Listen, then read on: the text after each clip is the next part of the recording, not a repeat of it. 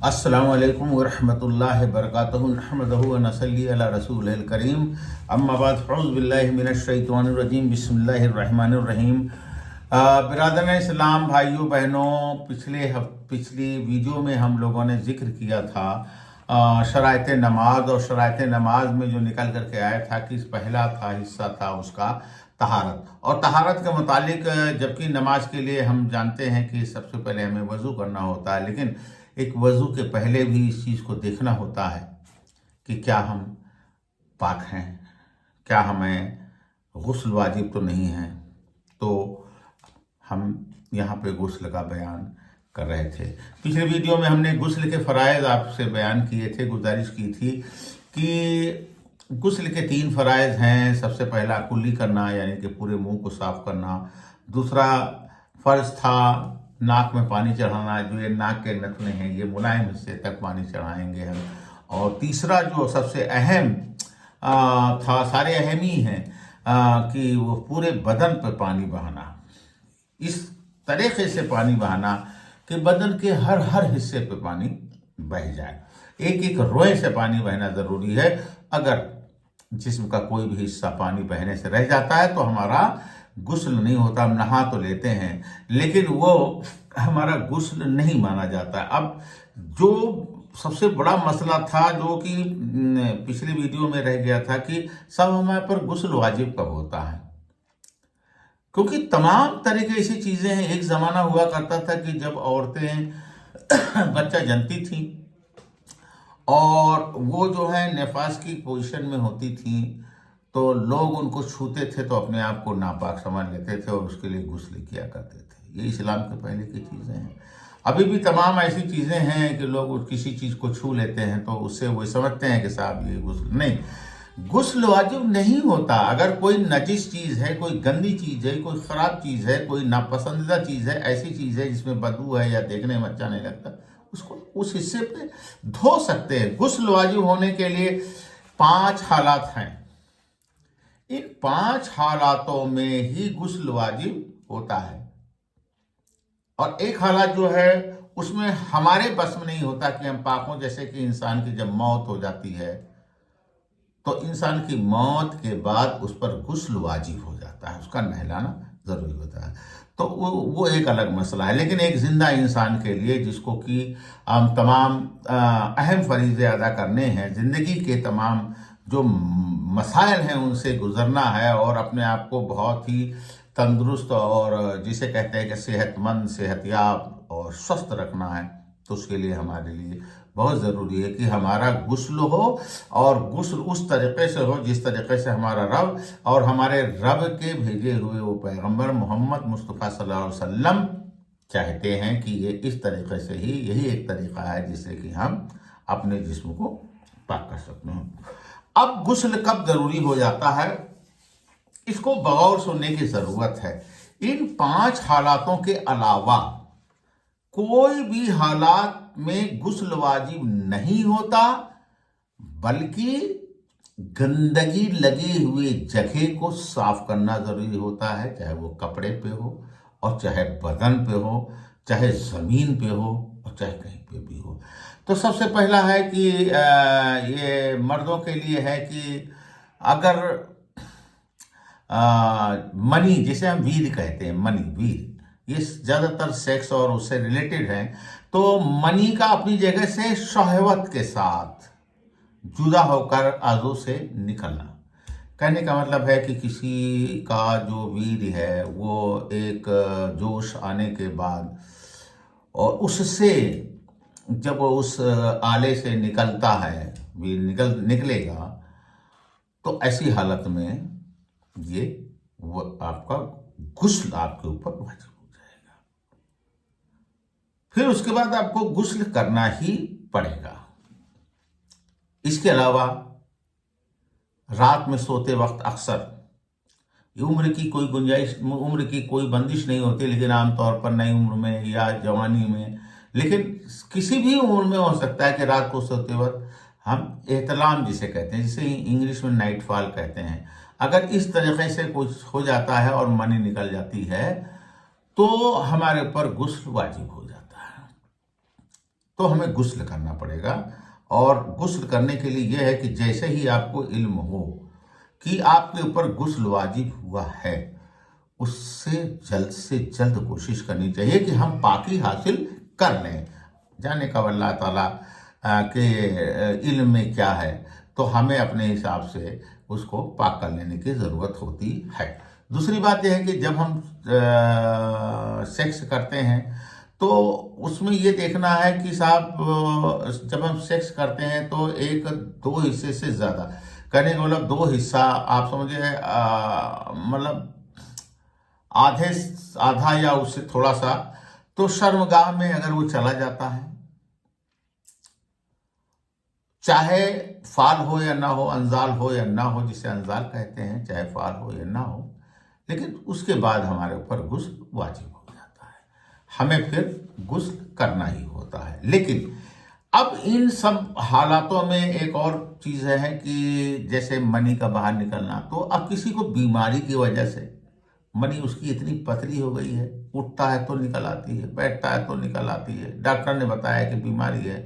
علاج چل رہا ہے، تو ایسے حالات میں اس کو صاف کر دینا ہی ٹھیک ہے. وہ بیماری میں مانا جائے گا، اس سے غسل واجب نہیں ہوگا، اس کو صاف کرنا، لیکن اس کو دھلنا صاف کرنا ضروری ہے. یہاں پر بات شہوت سے ہے، بات جوش سے ہے. تو اور جو چوتھا اور پانچواں اجر ہے، یہ تین اجر تو خاص ہے مرد کے لیے، اس میں عورت بھی شامل ہے، اس کے اوپر بھی ہو جائے گا،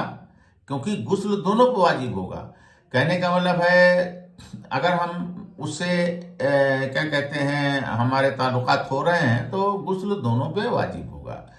اب عورتوں کے لیے جو خاص ہیں وہ یہ ہے کہ حیض، جیسا کہ ہم جانتے ہیں کہ ہمارے ماں بہنوں عورتوں کو ماہواری ہوتی ہے، یہ ایک الگ ان کو اس طریقے سے ان کے اندر ایک چیز دکھائی دیتی ہے. تو اس کے لیے یہ ہے کہ صاحب جب تک کہ وہ اس سے فارغ نہ ہو جائیں، خون کا آنا بند نہ ہو جائے، جب تک وہ پاک نہیں ہو جاتی ہیں تب تک وہ ناپاک ہوتی ہیں، اور اس کے بعد وہ غسل کریں گی، تب وہ پاک ہوں گی، تب وہ نماز کے قابل ہوں گی. لیکن ایسی حالت میں اگر ان کو آپ چھوتے ہیں تو آپ ناپاک نہیں ہوتے ہیں. کسی بھی گندی چیز کو چھونے سے کوئی ناپاک نہیں ہوتا ہے، غسل واجب نہیں ہوتا ہے. غسل واجب ہونے کی یہ 5 وجہ ہیں، 3 بتایا، چوتھا صرف عورتوں کے لیے ہے جسے کہ حیض کہتے ہیں، جو ہر مہینے ماہواری کے طور پر عورتوں میں پایا جاتا ہے. تو اس کے جب خون آنا بند ہو جاتا ہے گندا اور وہ صاف ہو جاتی ہیں، پھر اس کے بعد ان کو غسل کر کے اور پاک ہو جانا ہے. اور 5واں ہوتا ہے نفاس، یعنی نفاس اس کو کہتے ہیں کہ جب ایک عورتیں بچہ جنتی ہیں تو بچہ جننے کے بعد ان کی کچھ وہ ایک طرح سے وہ بلیڈنگ ہوتی رہتی ہے، آتی رہتی ہے. تو اس کا ایک پیریڈ ہے کہ جیسے مان لیے کہ صاحب 1.25 مہینہ یا اس ٹائپ سے ہے، جو بھی ہے کل ملا کر کے اس میں بھی یہی ہے کہ اس کا بند ہونا ضروری ہے. جب وہ بند ہو جاتا ہے اس کے بعد جو ہے وہ ان کو نہانا ہوتا ہے، اور نہانے کے بعد پھر وہ پاک ہو جاتے ہیں. لیکن یہ بھی آپ خیال رکھیں کہ اسلام کی یہ مانیتا نہیں ہے، اسلام کا یہ وشواس نہیں ہے، اسلام کا یہ بلیو نہیں ہے، اس کا عقیدہ نہیں ہے کہ کوئی عورت نے بچے کو جنا ہے اور اس کو نفاس کی حالت میں ہے تو اس کو چھونے سے آپ ناپاک ہوں گے. نہیں، اس کو چھونے سے ناپاک نہیں ہوتے ہیں، چھو سکتے ہیں، جا سکتے ہیں. ہاں، کوئی گندگی ہے اس کی جگہ پر اور وہ ٹچ ہو جاتی ہے آپ کے کپڑے سے، بدن سے، اس کو صاف کرنا ضروری ہے. غسل واجب نہیں ہوتا ہے. اور اس میں یہ بھی دیکھ لیجئے کہ کبھی کبھی ایسا بھی ہوتا ہے کہ لوگ اس غلط فہمی پڑ جاتے ہیں کہ صاحب منی جو ہے ان کی خارج ہو جاتی، کسی غلط فہمی سے گر گئے، ایک چوٹ لگ گئی، ایک نکل گئی. نہیں، ایسا نہیں ہے. کیسے بھی کچھ بھی ہوگا، یہ درگھٹنا سے ہوا تو اس کو صاف کرنا ضروری، غسل نہیں. غسل کے لیے صرف یہ ہے کہ منی کا اپنی جگہ سے شہوت کے ساتھ یعنی جوش کے ساتھ جب نکلے گا، جدا ہوگا، عضو سے نکلے گا، اس کے بعد جو ہے وہ غسل واجب ہو جائے گا. رات میں احتلام جسے نائٹ فال کہتے ہیں، ایسا ہونے سے بھی غسل ہوگا. شرمگاہ میں یعنی کہ سیکس کرتے ہوئے ایک آدھا اور اس سے زیادہ وہ حصہ جو ہے عضو جو ہے اگر وہ جاتا ہے تو دونوں پر غسل واجب ہو جائے گا. عورت میں جو ماہواری ہوتی ہے، اس کو حیض کہتے ہیں، وہ اس کا ایک پیریڈ ہوتا ہے، 2 دن 3 دن 4 دن یا جو بھی ہے، تو کل ملا کر کے وہ جب وہ پاک ہو جاتی ہیں تو اس کے بعد ان کا گندا خون آنا بند ہو جاتا ہے، تو پھر وہ نہائیں گے، غسل کریں گے، اور غسل میں وہ سارے فرائض جو 3 فرض ہیں وہ ادا کریں گے، اور سنت کے طریقے سے جس طریقے سے بھی آپ کرنا چاہیں، فرض 3 ہونا چاہیے، پھر سنت مستحب تمام چیزیں اپنا سکتی ہیں، وہ پاک ہونا ہے۔ اور دوسرے بچہ جننے کے بعد جو نفاس کا پوزیشن ہوتی ہے، جو مان لیجئے کہ 1.25 مہینہ ہوتا ہے یا جیسا بھی ڈاکٹر بتاتا ہے اس حساب سے جب صاف ہو جائیں تو پھر ان کو پاک ہونا ہے۔ اس کے علاوہ جتنی بھی طریقے سے اور بھی چیزیں، یہ نکلنا، یہ ہونا، وہ ہونا، غلطی سے نکل گیا، بھولے سے ہو گیا، نہیں، دیکھیں غلطی سے بہت سی چیزیں نہیں ہوتی ہیں، لیکن ہاں جو بیماری کی وجہ سے ہوتی ہیں ان میں آپ کے لیے ہے کہ آپ ان چیزوں کو، ان گندگی کو دور کر لیں، اور اگر عبادت کرنی ہے آپ کو، خاص طور سے کہ جیسے نماز پڑھنا ہے یا قرآن حکیم کی تلاوت کرنی ہے، قرآن حکیم کو بغیر جزدان کے چھونا ہے، مسجد میں داخل ہونا، ان سب چیزوں کے لیے بہت ضروری ہے کہ ان گندگیوں کو دور کر لیا جائے، ان کو دھل لیا جائے۔ اور آج یہاں پر صرف اتنا ہی، کیونکہ دیکھیں یہ مسائل ایسے ہیں کہ ان میں ویڈیو بہت لمبی ہو جاتی ہے،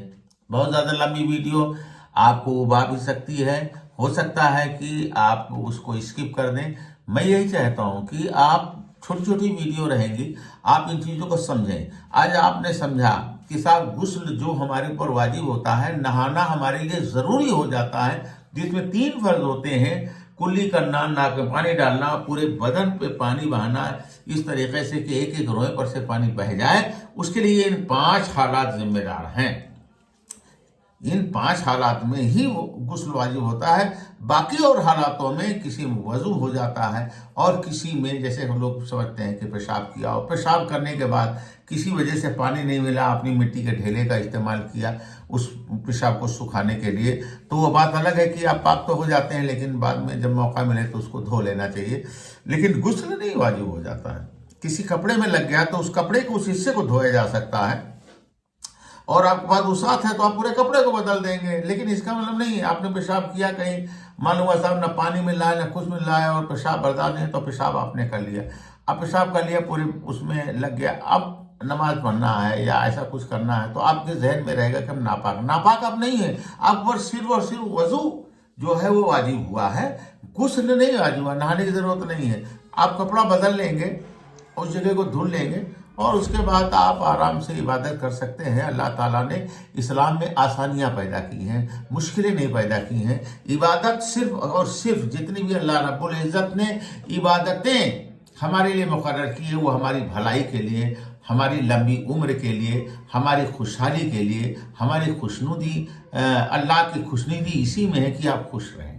تو اللہ نے آپ کو آسانیاں پیدا کرنے کے لیے اس دنیا کو جو سجایا ہے، تمام آرائش اس میں پیدا کی ہے، تمام چیزیں پیدا کی ہیں، وہ صرف اور صرف آپ کے لیے، کیونکہ آپ کو اللہ تعالیٰ اپنی پیدا کی ہوئی چیزوں میں، تمام چیزوں میں سب سے افضل مانتا ہے۔ آپ کو اشرف المخلوقات کا درجہ ملا ہوا ہے، اس پر آپ کو فخر ہونا چاہیے اور اللہ کا شکر ادا کرنا چاہیے۔ آخر میں دعا ہے کہ اللہ رب العزت، میں نے جو کچھ بھی کہا ہے اس ویڈیو میں، جو کچھ بھی چیزیں ہم نے ذکر کی ہیں، اگر ان میں کسی طرح کی کوئی کوتاہی، غلطی، لغزش ہو گئی ہو، اے اللہ رب العزت مجھے معاف فرما دے اور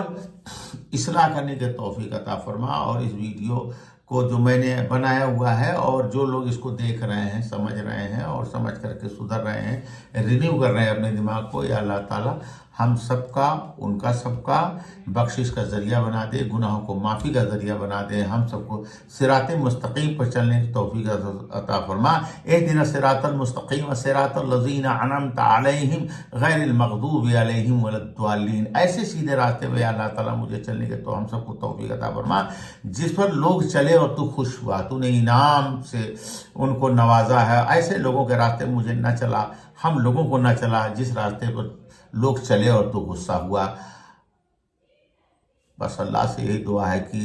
ہمارے ان کوششوں کو قبول فرمائے اور ہم سب کی